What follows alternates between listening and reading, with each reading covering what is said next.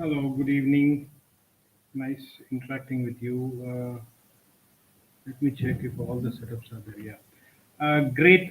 Thank you again. We are joining here for a quick session.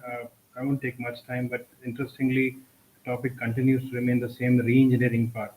Uh, this re-engineering is very interesting when we talk about because most of the customers or the organizations or the company, they are going through a phase of transformation. So this transformation has to be adopted, has to be accepted in a proper way. Uh, so this transformation has to be re-engineered in a way that the benefits are reaped in a quick, in a real sense. So having said that, today I thought like I'll just quickly touch base this part of it. A very interesting and very required part of this one is the re-engineering the business with intelligent automation. Now, why exactly you undergoing a transformation is because you are adopting the technology because everybody wants to get run and chase the technology and adoption because things are changing very fast.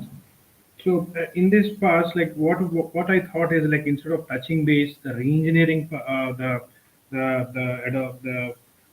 digitalization part, I just wanted to just take a step back and understand what exactly are we ready there to actually adopt a technology, say be it a cloud or be it automation, be it a movement, be it anything. So how intelligent is your automation if you're looking at automation standpoint? What kind of benefits that you can reap out of it? What are the risks that are involved into it? Uh, how to monitor all that. So importantly, what I want to say is like I want you guys to be prepared when it comes to adopting this part of it. So quickly, just take it through. When there is a change, see the thing is re-engineering, as I said, is a part of transformation. Means from a phase one to phase two, we are moving. In this part, the important part is you are undergoing a change. So I'll just say I quickly take it that the important part that we have to see here is the change. So how important is a change? Do we have that particular ability at our end where we can adopt this change, where we can accept this change? So it's important to develop a critical methodology of change in order to ensure that transition, as I said, is uh, is more smooth and more comfortable and by very less disruption. Very less means like you cannot avoid it. You can always live in that in that in the myth that there will be no disruption, but be prepared. There will be a disruption. So that's very important. It's important for you to develop that particular methodology. Second important thing is since you are talking about the speed, the automation that you're talking, because you just wanted to, the basis of automation is you want to reduce the redundancy, you want to reduce your waste, you want to reduce your cost, right? That's the reason you're going for an automation because, so having said that, it's important to determine the speed that with which you are looking at adopting this particular automation part of it. And when we are talking about this automation, when we are identifying the speed of this transition, it's important to put proper checkpoints at every interval wherever you can check that whether the process of the system or the workflow or the transition is as per our understanding and it's under control because many a times I have seen it happening with different organizations that that they jump into the other side of it assuming the transition that automation will work but they end up fixing a lot of different issues which they are not prepared of. So importantly, as I said, it has to we have to create a consistent, a systematic, and a predictable way to manage your change request.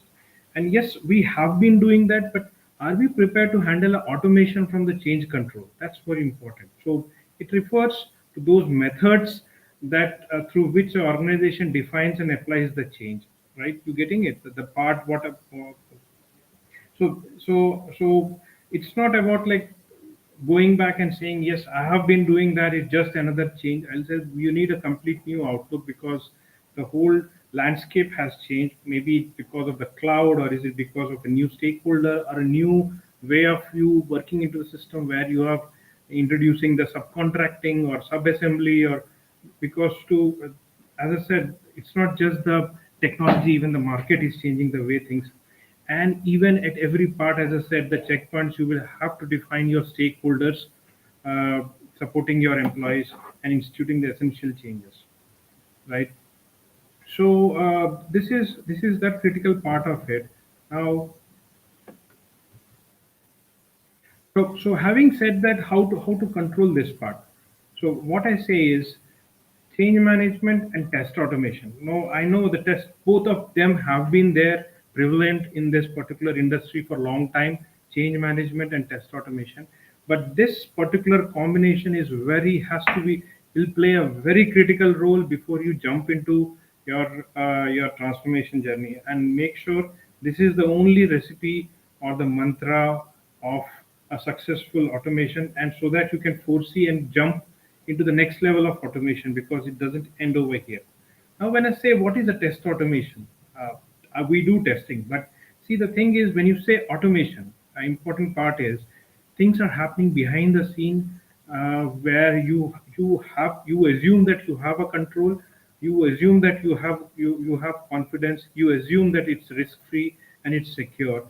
Is it really like that? So there needs to be a tool, a gatekeeper available at your disposal, which is a unified suite, which actually is testing your environment. It's like it, it cannot be just a production environment. It can be operations, how you're handling it, because critical information flowing in and out.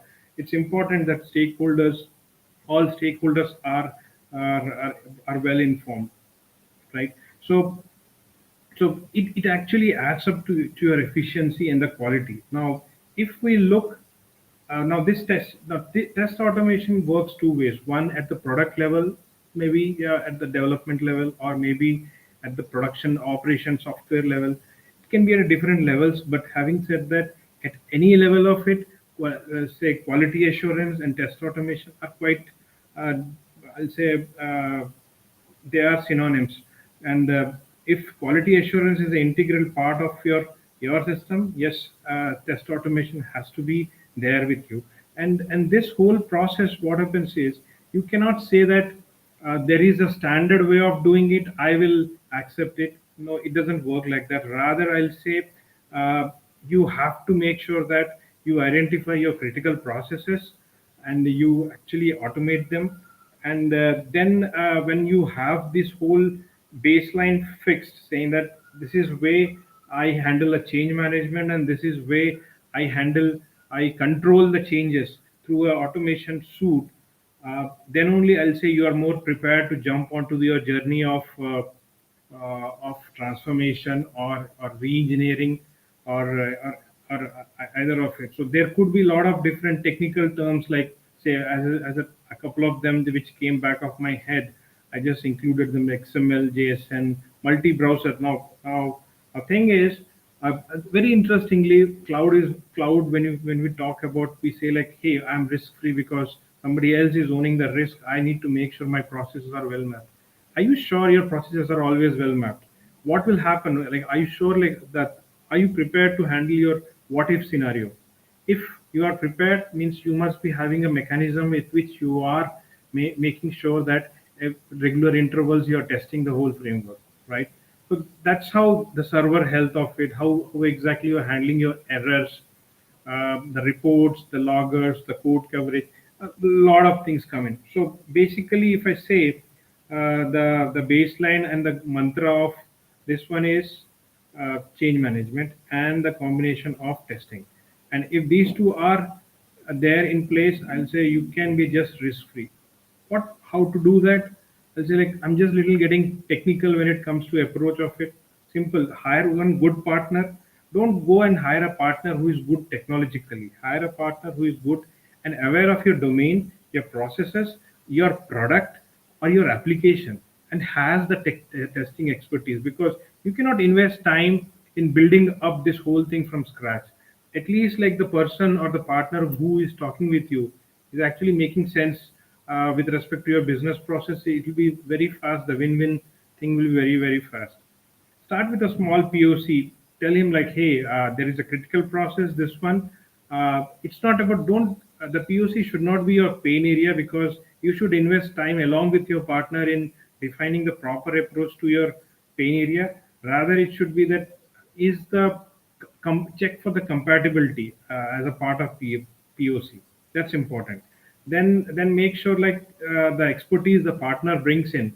Make sure you and you partner together sit down and redefine your change management protocols, and then of course start working with the critical processes, because I have seen personally that when a change management is always there. When the test automation as a technology comes and it complements the change management, that's where I've seen the business giving uh, uh, thumbs up all the time, because they love it, because they know that they do not need to, the business doesn't need to invest time in ensuring that the system is working good, the application is working good, the framework is working good, the stakeholders, the way the responses are going, they are informed. Say, uh, are you sure that when I send an email to my friend in US, he has received that email?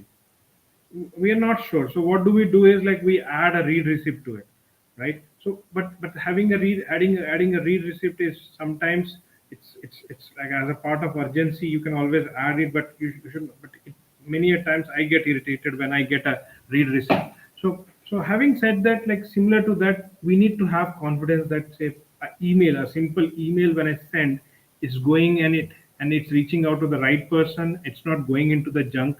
So that's how I make sure that that's what the testing is.